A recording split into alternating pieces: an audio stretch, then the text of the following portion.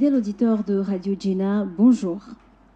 Les enfants sont la composante la plus fragile et vulnérable de la famille et de ce fait, les traitements particuliers, voire différents, doivent leur être réservés. Il existe donc des spécialistes qu'on appelle les professionnels de la petite enfance qui s'occupent des enfants et de leur éducation. Aujourd'hui, nous recevons Moustapha Kondo, responsable de MK Groupe International, et Dokonu Gérald, chargé à la communication d'un événement sur la semaine de la petite enfance dont nous parlerons au cours de l'émission. Mais principalement, nous parlons des enfants et des métiers de la petite enfance avec nos invités du jour. Je suis Meshak Nyaro. Cher invité, bonjour. Alors, bonjour. Oui, bonjour Monsieur Kondo. Alors, comme je le disais, nous parlons aujourd'hui de la petite enfance. Moustapha, dites-nous comment est-ce qu'on pourrait définir la petite enfance? La petite enfance, de façon générale, est définie comme une période comprise entre 0 et 8 ans, selon ce que l'UNICEF nous a référé. Voilà. D'accord. Alors, quelles sont les caractéristiques de la petite enfance? D'accord, merci madame. Les caractéristiques de la petite enfance sont les suivantes. Les enfants sont caractérisés par leur envie de pouvoir apprendre, leur envie de connaître le monde dans lequel ils sont, leur curiosité. Donc voilà les caractéristiques. Il y a aussi l'envie de parler, l'envie de toucher à tout. Donc voilà ces actions. D'accord. Oui, Moustapha, lorsqu'on se situe de la tranche de 0 à 3 ans, quelles sont les caractéristiques des enfants qui sont dans cette tranche d'âge? D'accord. Quand nous prenons les enfants de 0 à 3 ans, oui, nous ressentons, nous observons des caractéristiques liées au besoin de bouger. De 0 à 3 ans. De 0 à 3 ans. Ce sont des enfants qui ont un corps un peu plus rond et ils ont envie de bouger, de toucher à tout et qui vont dans tous les sens. C'est-à-dire qu'ils n'arrivent pas à contrôler leurs actions.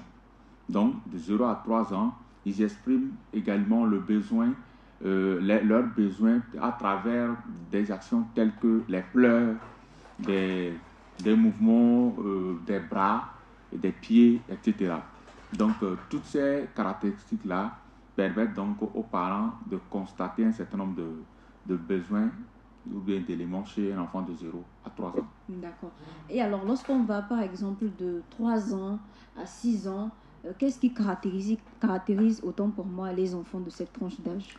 Les enfants de 3 ans à 6 ans oui, sont beaucoup plus des enfants qui, à un moment donné, commencent par, commencent par maîtriser un peu leur motricité.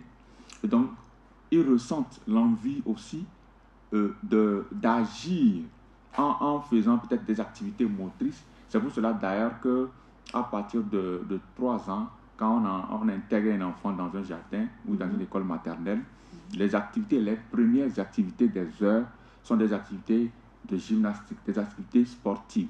Et pendant ce temps, cet enfant est débordé d'énergie. Donc, tellement que si on ne canalise pas son énergie à travers un certain nombre d'activités, il risque donc de casser tout autour de lui et de ne pas pouvoir véritablement contrôler les choses comme il le faut. Or, à cet âge, l'enfant a la capacité de contrôler sa motricité et ses mouvements. Et donc, le parent ou le professionnel de l'éducation de la petite enfant doit pouvoir créer des activités pour permettre à cet enfant de pouvoir se maîtriser et de contrôler ses mouvements. D'accord, merci. Alors Gérard, quand on parle maintenant de 6 à 8 ans, qu'est-ce qui caractérise les enfants? D'accord. Parlons de la tranche d'âge de 6 à 8 ans. Oui. Cela est caractérisé par le fait que l'enfant veut constamment jouer. L'enfant veut jouer et l'enfant veut aussi apprendre. On va voir que dans cette tranche d'âge-là, lorsque l'enfant est à l'école, il a également envie de taquiner ses camarades. Vous pouvez constater cela dans les écoles, c'est assez fréquent. Et à part cela, il y a aussi le fait que l'enfant aime sortir, aime découvrir ce qui se fait ailleurs. Cela Il devient curieux. Voilà, il est curieux.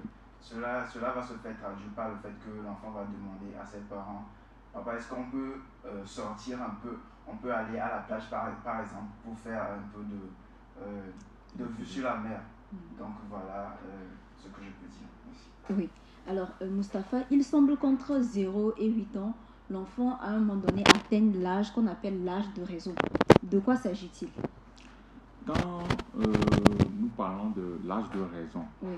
C'est juste pour dire qu'à cet âge-là, à travers un certain nombre d'activités, à travers un certain nombre de maturités que l'enfant commence par avoir, à travers les activités qu'on essaie de mettre à sa disposition pour qu'il puisse développer donc sa mémoire, à travers ces activités physiques dont je viens de parler, que ce soit la gymnastique comme des jeux, cet enfant arrive à développer sa mémoire et donc à acquérir une petite maturité, si je peux l'appeler ainsi. C'est de ça qu'on parle quand nous parlons de l'âge de la raison. Quand nous avançons un peu, il y a Dodson qui pense que tout se joue avant 6 ans et sans oublier, quoi appelle-t-on, d'autres philosophes comme Nietzsche et tout, qui pensent que c'est à l'âge de 5 ans que la conscience d'un enfant ou bien d'une personne se forme pour la première fois. Cela voudrait dire qu'à cet âge-là, l'enfant commence par, à travers ces activités qu'on met à sa disposition, il commence par développer sa capacité de mémorisation des choses, sa capacité à maîtriser un certain nombre de choses. Et donc, du coup, ça l'amène donc à développer un peu de son raisonnement et donc à acquérir donc l'âge de la raison. D'accord. Alors, on a beaucoup parlé des caractéristiques, on a parlé du comportement, de l'attitude des enfants entre 0 et 8 ans. Alors, quelles sont les caractéristiques physiques, je parlerai aussi de morphologique de l'enfant quand on va de 2 ans à 5 ans? Bon, on va plutôt aller comme ça, de 0 à 3 ans, de 3 ans à 5 ans, et puis de 5 ans à 8 ans, pour rester dans la tranche d'âge. Quand nous prenons les enfants de 0 à 3 ans, de façon morphologique, son corps est un peu plus rond, et puis il ressent, comme je l'avais dit, le besoin de bouger, donc il fait du mouvement de ses bras et tout, il essaie de marcher à 4 pas, donc développe des articulations. Et on constate aussi naturellement que cet enfant n'a pas de dents. Donc, naturellement, il n'y a pas de dents. Et donc, de 0 à 3 ans, l'enfant, comme je venais de le dire, a un corps un peu ramassé, un peu rond. Potelé. Potelé, voilà, comme je peux le dire ainsi. Donc, voilà. Maintenant, quand nous prenons les enfants de 3 à 5 ans, les dents de lait vont commencer par apparaître et le développement devient un peu lent. Rappelons que déjà, à partir de 0 à 3 ans, la croissance est un peu plus rapide en ce moment-là. Mais quand nous revenons au niveau de 3 à 4 à 5 ans, la croissance physique devient un peu lente. Et pendant ce temps, la forme potelée diminue un peu parce que la croissance commence. C'est lent, mais il s'allonge. Voilà, l'enfant commence par s'allonger, la forme potelée commence par disparaître et les dents de lait apparaissent là maintenant, en ce moment. Donc, à partir de 5 à 8 ans, les dents de lait disparaissent pour donner place maintenant aux dents permanentes, des dents qui seront là maintenant. Et là, la croissance devient beaucoup plus encore lente et l'enfant prend maintenant le corps un peu plus mince et parce qu'il serait en train de s'allonger, de grandir en termes de taille et de tout. Maintenant, sans oublier maintenant les caractéristiques liées à chaque génétique, à chaque généalogie familiale pour laisser place maintenant à la forme appropriée selon leur famille peut-être. Oui. Gérard, dites-nous, quel signe pourrait alerter les parents qu'un enfant a un défaut ou un problème de croissance physique? D'accord, merci beaucoup. pour signe alertant, on peut avoir un signe comme l'enfant n'arrive pas à marcher. Cela peut provenir d'une déformation.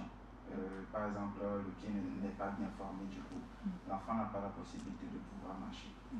À part cela, on peut avoir aussi un signe de mal parler.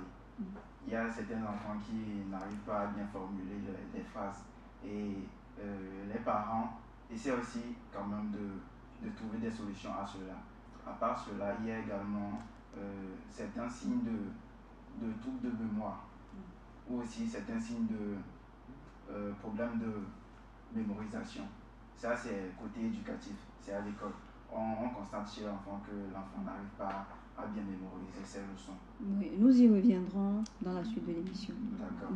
Donc voilà les signes morphologiques qui peuvent provenir les parents que cet enfant-ci n'a pas une bonne évolution. Une bonne croissance. Oui, Mustapha, vous voulez ajouter quelque chose? Oui, entre-temps, en tenant compte des caractéristiques que je voulais de citer, et puisque si nous disons que déjà de 0 à 3 ans, l'enfant a une forme un peu plus potelée et d'abord n'a pas de dents et sans le mouvement de bouger et exprime ses besoins par des pleurs et un certain nombre de grimaces. Et si vous constatez que déjà votre enfant n'arrive pas à exprimer ses besoins à travers ce que je viens de citer là, vous pouvez déjà commencer par réfléchir sur ce qui se passe par rapport à ça. Parce que naturellement, à cet âge-là, l'enfant naturellement a droit de pleurer. C'est-à-dire quand l'enfant pleure, c'est normal qu'on constate cela. C'est normal qu'on sent de mouvements, d'agissement au niveau de l'enfant. Dès qu'on commence par constater que cela n'y est pas, il faut qu'on commence par réfléchir sur ce qui se passe par rapport à cet enfant-là. Est-ce qu'à contrario, si on constate qu'un enfant pleure régulièrement, on pourrait aussi se dire que quelque chose ne va pas? Bon, en réalité, de façon, comme je venais de le dire, de façon générale, c'est normal.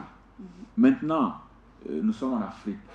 Il peut arriver qu'à un moment donné, un enfant ne dort pas la nuit, l'enfant ne fait que pleurer. Et d'autres diront alors qu'il faut aller voir tes grands-parents au village et il faut aller voir soit un pasteur, il faut aller voir telle personne, telle autre personne. Donc cela voudrait dire que cela devient anormal, mais d'abord, la première des choses qu'on pourrait dire, c'est d'aller voir d'abord un médecin pour voir s'il y a une manifestation. Parce que quand l'enfant est souffrant, en ce moment-là, quand l'enfant est malade, l'enfant ne peut l'exprimer que par des pleurs. Mais puisque tout de suite, on peut ne pas, peut-être on a touché le corps n'est pas vraiment chaud, il n'y a rien de physique, de visible, mais que l'enfant pleure, il peut y avoir des éléments internes. Et là, c'est le médecin qui peut véritablement découvrir cela. Et aussi, comme je venais de le dire, ça peut être aussi d'ordre spirituel. D'accord. Alors, Gérald, dites-nous, quels sont les besoins fondamentaux des enfants, des tout petits enfants? D'accord. Pour les besoins fondamentaux, l'enfant a besoin qu'on le protège. L'enfant a besoin qu'on le protège de danger. L'enfant a besoin qu'on lui donne des consignes, des règles à suivre. Parce que si vous ne donnez pas les règles aux enfants, ils vont faire tout ce qu'ils veulent. Et après, vous allez les punir pour rien. Donc, ils ont besoin qu'on les donne des directives bien précises à suivre. À part ça, l'enfant a besoin également d'avoir une alimentation qu'il sait, afin qu'il puisse bien prospérer côté physique. À part cela également, il y a le fait que l'enfant a besoin d'avoir du loisir. Ça, on peut parler côté plaisir. Parce que l'enfant, on peut constater chez les enfants que les enfants ont constamment besoin de jouer au jeu, de s'amuser avec leurs camarades et autres. Donc voilà les types de besoins que les enfants ont. Bon, si je dois ajouter les éléments, il faut avouer que d'abord l'enfant a un besoin physiologique et de santé. Donc l'enfant a besoin d'être en bonne santé. Du coup, le parent doit pouvoir constater, doit pouvoir prendre soin de l'enfant pour que l'enfant se sente en bonne santé. Au-delà de ses besoins physiologiques et liés à la santé, l'enfant a besoin également sans le besoin de sécurité. L'enfant a envie de savoir que ses parents sont là, quelle qu'en soit la situation, ses parents l'aiment et tout. Et au-delà de qu'il est dans un environnement assez sécurisé, assez propre. Et l'enfant également sent le besoin d'exploration. Ce dont il parlait tantôt, jouer, c'est ça qui est lié au besoin d'exploration. Donc l'enfant sent le besoin de pouvoir jouer, de pouvoir faire des mouvements, de pouvoir faire ci, faire ça. C'est pour cela qu'en ce moment-là, celui qui est observateur, celui qui est professionnel de l'éducation, bien par le parent, doit pouvoir savoir qu'en ce moment-là, il faut mettre au maximum de jeux à la disposition des enfants, même dans les écoles maternelles. C'est pour cela qu'on installe d'ailleurs des aires de jeu pour permettre à l'enfant en ce moment-là de pouvoir assouvir son besoin d'exploration, de découverte. Donc, pendant comme on y est, en ce moment-là, l'enfant sent également le besoin de découverte, le besoin je sais pas, d'explorer d'autres mondes, comme tantôt il a dit, de voyager, d'aller visiter ici, là, etc. Donc, on peut résumer les besoins de l'enfant comme cela. Ces besoins-là. La question de jeu, de découverte et d'aventure est revenue à plusieurs fois, mais on constate parfois que certains parents, pour des raisons ou d'autres, interdisent par exemple aux enfants de sortir dehors, de ne pas trop s'amuser et tout. Est-ce que ça peut avoir un impact sur le développement de l'enfant? Justement. Je me rappelle l'année passée, j'étais sur une chaîne, je crois que c'est la TV2, pour justement la Semaine nationale, la première édition. Et j'étais avec un des partenaires Centre Elevator One de M. Akoussa. J'étais avec lui sur le plateau avec Mme Sama, l'inspectrice. Et il disait que lui, il sent, jusqu'à présent, peut-être que maintenant ça va mieux, mais il ressent toujours un besoin en lui du fait qu'il n'a pas pu vraiment se explorer, c'est-à-dire s'amuser dans l'enfance.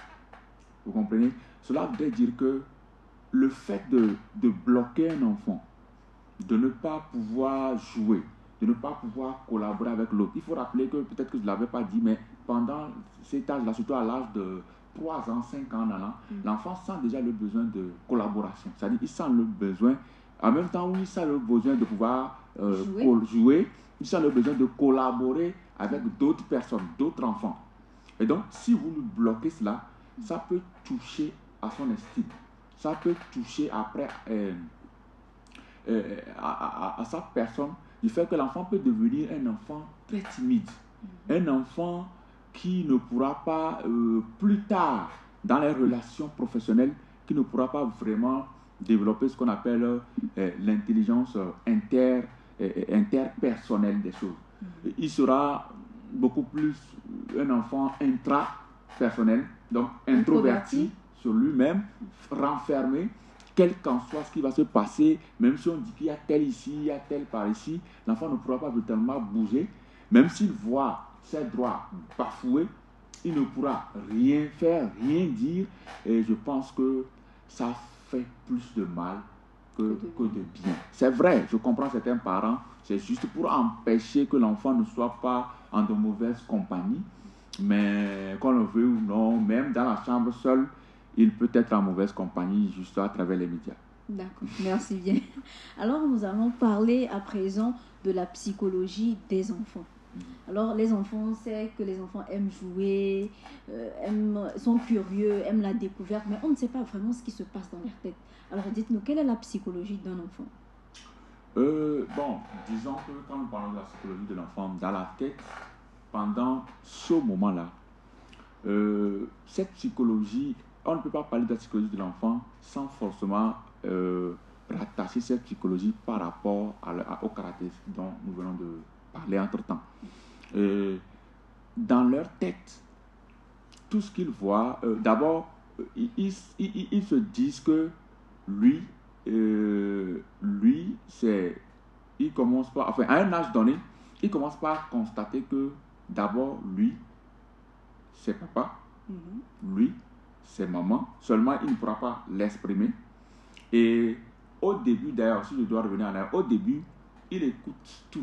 c'est-à-dire tout va dans tous les sens. Il va dans tous les sens. Il écoute tout bruit, tout ce qui passe. Et c'est pour cela qu'on dit que dans l'enfance, l'enfant peut capte plus de cette langue en même temps. Et c'est pendant qu'il commence pas à grandir qu'il devient sélectif. Et toutes les voix plutôt qui sortent, il arrive à capter cela. Et pendant qu'il commence pas à grandir, il commence pas à sélectionner, il commence pas à détecter, à savoir que ça c'est la voix de papa, ça c'est la voix de maman, ça c'est la voix du frère, ça c'est la voix du soeur. Donc il commence pas à détecter et à mettre donc la différence entre les choses de façon mentale, de façon psychologique, parce que pendant ce temps, il ne pourra pas l'exprimer. Mais vous allez voir certains enfants, dès qu'il écoute peut-être le son d'une moto, il sait que ça, c'est la moto de papa. Il commence pas à s'agiter sans forcément parler, parce qu'il ne pouvait pas, peut-être à un âge donné. Donc, dans leur tête, ils ne commencent pas à travers les jeux, les activités qu'on met à leur disposition. Ils développent un certain nombre de capacités intellectuelles qui leur permet de distinguer telle chose de telle autre chose. Et voilà un peu ce que je peux dire pour le moment par rapport à ça. Oui, merci. Alors, Gérard, parfois les enfants posent des actes qui nous surprennent de façon spontanée, ou bien des actes que tout le monde pose, ils prennent exemple. Alors, comment est-ce qu'on peut arriver à comprendre le sens d'un acte, de l'acte qu'un enfant a eu à poser? D'accord, merci. Déjà, on doit savoir que pour les enfants, les actions qu'ils posent, cela provient déjà des actions qu'ils ont eu à voir chez quelqu'un. Donc, si par exemple ils voient un frère ou bien son papa a déjà pris le bâton et tapé sa petite soeur, par exemple, lui aussi il va voir et va vouloir faire cette même action-là. Voilà. Donc, pour comprendre cette action-là de l'enfant, on doit savoir que cela provient de quelque chose. Et maintenant, si cette action de l'enfant-là constitue un problème ou bien un souci, on doit savoir qu'il y a quelque chose qui ne va pas dans la maison, dans son environnement à lui. Et donc, on doit faire des actions qui sont bien plus positives souvent, afin de permettre à l'enfant également de pouvoir suivre ou bien copier ces actes-là et de refaire aussi. Moustapha, dites-nous, est-ce que tous les actes que les enfants posent sont issus de ce qu'ils ont vu, est le résultat de ce qu'ils ont vu ou déjà entendu? Je l'avais dit tantôt. D'autres ont dit tout se joue avant 6 ans. Qu'est-ce qu'il voudrait dire par là? Il voudrait juste dire que de l'âge de 0 jusqu'à 6 ans, l'enfant est entre griffes un consommateur. Et à partir de 7 ans, où la conscience se forme, donc selon Freud, il veut juste dire que toutes les actions que vous menez devant, pendant que le fœtus même est déjà formé, toutes les actions que les uns et les autres mènent, surtout au niveau des parents, agissent directement sur l'enfant. Pendant ce temps, l'enfant consomme tout. À partir de 7 ans, ça forme donc dans sa conscience, et à partir de 8 ans, toutes les actions que l'enfant mène ne sont que les résultats de ce que vous avez semé en lui. Donc, c'est pour cela qu'il revient donc à chaque parent, à chaque éducateur et éducatrice, de semer de bonnes graines pendant cette période d'âge-là, dans la conscience de l'enfant, de telle sorte qu'à 7 ans, quand cette conscience serait en train de se former, que ça soit formé, en tout cas de la majorité des cas, de bonnes valeurs. Donc, il ne faut pas du tout négliger. C'est d'ailleurs pourquoi nous travaillons sur la petite enfance, parce que nous pensons qu'à cette tranche d'âge-là, il faut qu'on soit sérieux sur un certain nombre de choses, que ce soit les professionnels comme les parents, comme dans les familles. Il faudrait qu'on essaie de transmettre de bonnes valeurs à nos familles. Donc, je réponds donc en disant donc que oui, pour cet âge-là, avec Freud qui a démontré cela, avec Dodson qui a démontré cela, que oui, l'enfant à partir de 7 ans, 8 ans, ne fait que agir que selon ce qu'il a reçu. Maintenant, si vous voulez qu'on aille au-delà de... Mais même si on y va au-delà, c'est qu'il a reçu aussi. Donc, parce qu'il y a des choses peut-être un peu plus spirituelles, des choses aussi, qui font que l'enfant peut peut-être poser une action, comme vous l'avez dit tantôt. Vous serez étonné, vous allez dire que jamais Personne n'a jamais fait cela. Bon. Parfois, dans des familles, on voit des enfants qui ont un comportement à part. Ça peut être dans le bon sens, qui sont carrément différents des autres. Et à partir de ce moment, comment est-ce qu'on peut expliquer ça? Puisqu'on se dit que l'enfant imite, mais il n'a pas d'exemple qu'il a imité, il se comporte différemment. Dans ce cas, on explique ça comment? Oui, je vais en venir.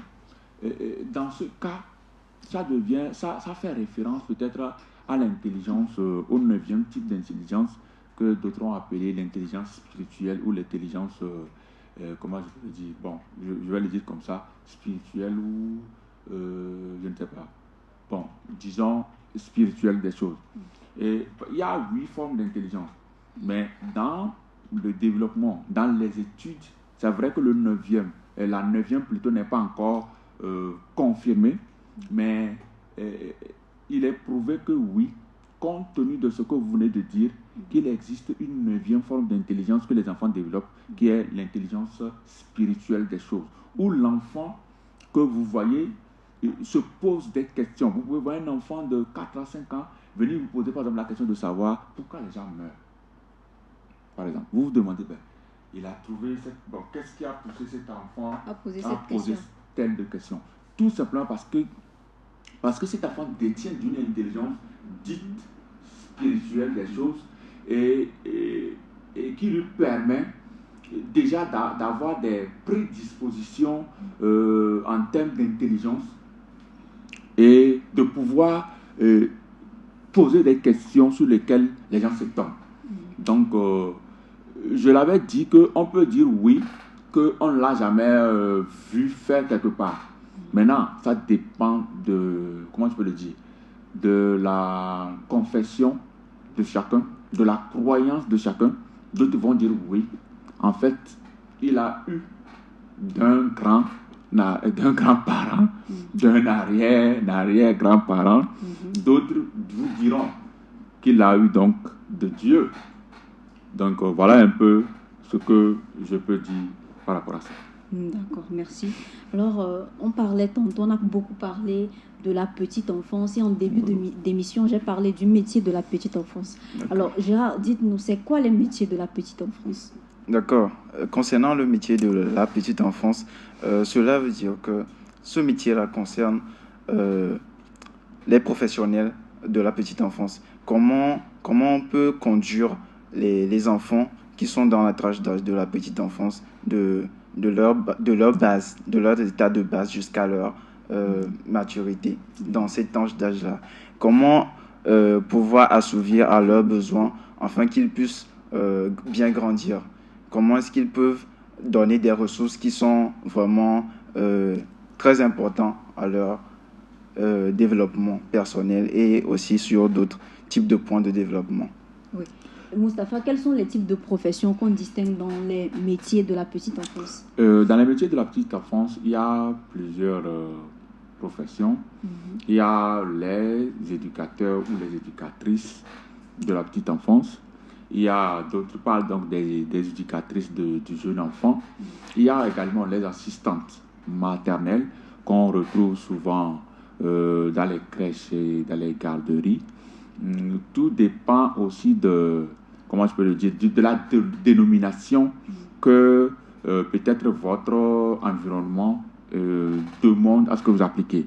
Généralement, au Togo, nous avons les éducateurs ou les éducatrices, que je suis d'ailleurs. Nous avons les éducatrices spécialisées, et donc ceux qui s'occupent des enfants en situation de handicap. Et il y a les assistantes maternelles ou carrément des nounous que vous pouvez retrouver dans les crèches et les garderies. Donc voilà, il y a plusieurs d'autres, mais pour rester que dans notre environnement togolais des choses, je vais m'arrêter là. Merci. Alors, lorsque vous parlez d'éducateur, est-ce que vous faites référence au maître, au professeur? Quand nous parlons d'éducateur ici, le terme éducateur adopté dans notre contexte togolais fait référence à un professionnel de la petite enfance. D'accord. Mais c'est vrai que quand nous rentrons dans une autre dimension des choses, on peut même appeler un parent un éducateur. Vous voyez? Et on peut englober pour dire que oui, les professeurs, les enseignants sont des éducateurs. Mais dans le terme approprié des choses, on appelle éducateur un professionnel de la petite enfance, dans le terme un peu plus adopté, reconnu. D'accord. Alors, de façon concrète, quel est le rôle d'un professionnel de la petite enfance? Un professionnel de la petite enfance a pour rôle d'éduquer, de transmettre un certain nombre d'outils permettant à un enfant d'éveiller ses potentialités, de développer sa motricité, de développer sa mémoire, son intelligence, afin de pouvoir atteindre l'âge scolaire. Parce que il y a l'âge préscolaire qui au Togo, qui est compris entre 3 à 5 ans révolus, et l'âge scolaire qui part de 5 ans révolus jusqu'à 12 ans, je crois. Non, 10 ans, 11 ans, parce qu'aujourd'hui, pour passer le CEPD, c'est 12 ans. Bon, disons, âge scolaire, là, si on prend en compte le secondaire, donc à partir de 5 ans révolus, l'enfant rentre dans l'âge scolaire. Mais de 3 ans à 5 ans, l'enfant est donc compris dans l'âge préscolaire. D'accord. Alors, Gérald, est-ce que vous pensez que le métier des professionnels de la petite enfance est valorisé sous nos cieux? Oui, je peux dire que le métier, il est bien valorisé. Parce que nous constatons qu'il y a des projets qui se font rendre dans ce cadre-là, le cadre de la petite enfance. Et ces projets-là, nous pourrons constater l'appui ou bien le partenariat des grandes structures sur ces genres de projets-là. On peut constater un appui de la part des ministères aussi sur ces projets-là. Du coup, c'est en quelque sorte un soutien pour ce métier-là. Donc, voilà. Voilà, d'accord. Donc, selon vous, le métier est valorisé. D'accord. Alors, dans le cadre des activités ou dans le cadre de la Semaine nationale de la petite enfance qui arrive très bientôt, votre organisation a dédié un événement. Oui. Pourquoi dédier un événement pour la cause, pour la petite enfance, Moustapha? Justement. Et bon, il a dit que le métier est valorisé. Oui, c'est quand même valorisé à travers les efforts des autorités, mais nous avons constaté qu'il reste toujours à faire. Et pour nous, en tant que professionnel de l'éducation de la petite enfance, je me suis rendu compte, en tout cas nous nous sommes rendus compte, qu'il n'y a pas un véritable événement qui rassemble les professionnels de la petite enfance pour réfléchir sur les enjeux et défis de l'éducation de la petite enfance. Nous avons également constaté, en tant qu'hommes de terrain, que les parents se déchargent donc de l'éducation de l'enfant et déposent tout sur les nounous, sur les éducateurs, les éducatrices et sur les assistantes maternelles. Or, nous nous sommes dit que cet état de choses ne pourra véritablement permettre le développement intégral d'un enfant. Il faudrait, pour qu'un enfant soit développé, que et la famille, et donc les parents, et les professionnels de l'éducation de la petite enfance travaillent ensemble, travaillent donc en concomitance pour permettre donc à l'enfant de pouvoir se développer de façon intégrale. Et étant déjà sur le terrain, quand moi d'ailleurs, en tant que directeur d'un jardin d'enfants, quand j'invite même les parents pour une réunion, vous constatez par là que les parents ne viennent pas. Ça veut dire que pour lui, le fait déjà d'amener son enfant à l'école, ça va. D'ailleurs, même parfois dans certaines fermes, vous n'allez même pas voir le parent amener son enfant. C'est peut-être dans les villes où l'enfant a ce privilège-là, où peut-être le parent le prend en voiture, sur une moto pour l'amener. Dans certaines fermes, vous ne verrez pas. Vous allez voir un enfant de 3 ans, 4 ans, 5 ans marcher seul, peut-être d'un village à un autre, pour venir dans une école, ou peut-être être accompagné par ses frères du primaire. Donc, nous nous sommes dit que non, on ne peut pas garder ça comme cela. On ne peut pas laisser les choses comme cela. Il faudrait créer un mouvement, créer donc un événement qui permet aux parents et aux professionnels de se réunir, de réfléchir sur comment faire ensemble pour que l'enfant puisse se développer. C'est ça qui nous a amené donc à créer cet événement. D'accord. Alors dites-nous, sur quelle période se tiendra cette activité, l'événement? Oui, cette activité se tiendra en juillet. En juillet. Oui. Il y a déjà une date plus précisément Ouais. du 29 juillet au 3 août. Et donc, bon, pour le moment, le lieu retenu, c'est le foyer des jeunes d'Avidji et puis l'école de formation sociale et PDH, qui se trouve juste aussi à côté du foyer des jeunes d'Avidji. D'accord. Et dans le cadre de cet événement, quelles sont les activités qui sont prévues? Dans le cadre de cet événement, les activités prévues sont des activités telles que des conférences, des ateliers. Et il y a également une foire de la petite enfance que nous avons ouverte à cette édition pour les écoles maternelles, les garderies, les crèches, les boutiques qui vendent les articles pour bébés et enfants qui veulent se faire connaître et vendre leurs produits. Nous ouvrons donc une foire pour eux. Il y a également un élément, enfin, disons une des activités qui est le dîner de charité. Oui, nous l'avons instauré tout simplement parce que à la fin de notre activité, nous faisons une action de don. Et cette action de don pour cette année va se diriger vers les enfants en situation d'handicap, puisque le thème général de l'année, de cette année-ci, c'est l'éducation inclusive au sein de la petite enfance. Parce que nous estimons qu'il faut quand même que les professionnels de la petite enfance puissent être sensibilisés, puissent acquérir un certain nombre d'éléments, d'outils leur permettant de pouvoir entretenir ou prendre en charge, en tout cas de la manière possible qu'ils peuvent, un enfant qui est en situation de handicap au sein de leur école ou au sein des familles. Donc, pour aller à beaucoup plus de concret, au-delà des conférences et des ateliers, nous avons instauré une action de don, mais les frais qui peuvent nous permettre de pouvoir réaliser cette action de don doivent relever donc de la foire et surtout du dîner. C'est pour cela que nous l'avons dénommé le dîner de la charité. Donc les passes qui seront achetées au niveau des dîners, à part la prise en charge des charges qui sont liées au dîner, les dividendes seront utilisés pour faire des achats et pour prendre en charge donc les enfants en situation d'handicap. Oui. Alors, les activités vont durer combien de temps? Ça fait 6 jours, comme on venait de le dire, du 29. Les heures, c'est à quelle heure? À quelle heure? Ok. Déjà, le 29 juillet, nous allons faire le lancement. Et si tout va bien avec la présence des autorités. Et le lancement, peut-être c'est 1h30. Après ça, les ateliers d'autres formations, conférences vont suivre. Et on a prévu faire des activités matin et après-midi. Mais tout comme l'année passée, on s'est dit qu'on va commencer peut-être déjà à 8h. Et déjà à 14h30, 15h, on finit pour permettre aux uns aux autres de retourner peut-être à d'autres occupations. Donc voilà. D'accord. Quelles sont les personnes qui sont attendues à cette activité? D'accord. Pour les personnes qui sont attendues, il y a déjà les enfants. Les enfants sont attendus. Il y a les professionnels d'éducation d'enfants. Il y a à part eux les autorités également. Il y a les parents d'élèves et voilà, ce sont les personnes qui sont attendues à ces événements. D'accord. Puisque nous parlons de la petite enfance, est-ce que ce sont les enfants de 0 à 8 ans? Est-ce que c'est limité?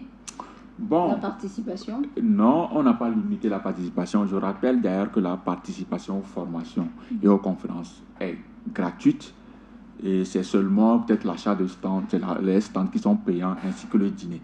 Mais la participation aux conférences, aux formations, aux ateliers demeure gratuite à tout le monde. Donc c'est ouvert à tout le monde, aux parents, aux professeurs, comme on venait de le dire, aux professionnels de l'éducation de la petite enfance, aux enfants, parce que nous avons prévu également des petits ateliers pour les enfants et surtout les enfants en situation de handicap. Il y a d'autres centres d'ailleurs qui nous ont appelés puisqu'ils savent que nous allons faire des dons, qui nous ont sollicité par rapport aux dons. Mais on leur a dit que, puisqu'on avait déjà ciblé certains centres au niveau de Balimé, dans une ferme où on veut aider, mais d'autres centres nous ont appelés également au niveau de Lomé et tout et ailleurs.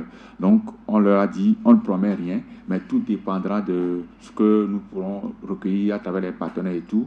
On pourra agir en conséquence et aider ces enfants-là. Donc certains centres nous ont promis peut-être venir avec les enfants en situation d'handicap et sur place, on fera des activités de jeu avec eux pour leur donner de la joie, pour leur permettre également de se sentir concernés par ce qui va se faire. D'ailleurs, cet événement leur est dédié. Alors, dites-nous, où est-ce qu'on peut trouver ces tickets et c'est à combien ces tickets sont vendus? Ok. Et pour le stand, je vais le dire, c'est un prix unique de 20 000 francs. Et également pour le pass dîner. D'abord, le pass simple est à 7 000 francs. Le pass VIP est à 10 000 francs. Le pass VIP Gold est à 15 000 francs. Donc, pour avoir les tickets, il suffit de nous contacter sur le 92 70 24 42 97 93 98 76. Les deux numéros sont sur WhatsApp. Vous pouvez nous écrire sur WhatsApp comme par appel direct. On va vous livrer donc les tickets. Vous vont parler des conditions si possible. D'accord. Alors, un dernier mot pour clôturer. C'est pour remercier d'abord Radio Djena qui a accepté d'être partenaire sur cet événement-là, malgré qu'on n'a pas vite fait la demande, mais le cœur qu'a donc la directrice a été beaucoup plus merveilleux envers nous et nous a reçus sur cette scène. Nous remercions donc toute l'équipe, toi et l'ami, pour avoir été avec nous à travers cette émission-là. Nous remercions également les partenaires qui ont accepté pour nous accompagner sur cette deuxième édition. Nous rappelons que oui, c'est vrai que nous n'avons pas véritablement de partenaires financiers. Nous faisons d'ailleurs l'appel aux partenaires, à d'autres partenaires, surtout financiers, pour nous aider, pour qu'on puisse ensemble aider ces enfants en situation de handicap. Parce qu'on peut dire aujourd'hui, oui, qu'on n'est pas handicapé, mais nous sommes tous des présumés handicapés, comme on peut le dire ainsi. On ne sait pas ce qui peut arriver. C'est vrai, je ne demande pas aux gens de préparer leur mental pour devenir plus tard des handicapés, mais ça peut arriver. Donc, il nous faudra acquérir des compétences aussi par rapport à ça. Donc, de venir à l'événement pour pouvoir entretenir un enfant à côté, pas forcément notre enfant, mais on peut aider un enfant à côté. Donc, merci beaucoup à tous. L'invitation est lancée. Alors, Gérald Dokbonou, Moustapha Kondo, merci d'avoir choisi Radio Djena. Et vous, chers auditeurs et auditrices de Radio Djena, nous sommes arrivés à la fin de cette émission. Merci de nous avoir suivis. On se retrouve le mardi prochain pour aborder un nouveau sujet. D'ici là, portez-vous bien et à très vite. Au revoir.